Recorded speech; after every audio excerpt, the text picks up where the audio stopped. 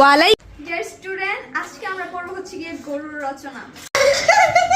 আরে ভাই গরুর রচনা কেন, বিড়াল রচনা পড়লে কি হয়? রাফি চুপ থাকো, আমি যা বলবো তা তুমি এখন শুনবে। এখন আমি গরুর রচনা পড়ে শোনাবো। ফার্স্টে দেওয়া আছে একটি গরুর 4টি পা আছে।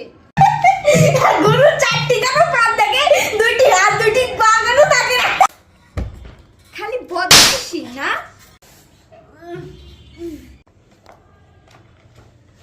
তারপরের লাইনে আছে গরু হচ্ছে গিয়ে ঘাস খায়। কেন খায়? ভাত কেন খায় না? তুমি এত দুষ্টামি কেন করছো? দেখো তো অর্ক কি সুন্দর কথা শুনতেছে আমার। তুমি এত বেয়াদব কেন? হ্যাঁ, গরু আমাদের দুধ দেয়। গরু আমাদের দুধ কেন দেয়? চিনি কেন দেয় না? এই তোমার হওয়া উচিত ছিল।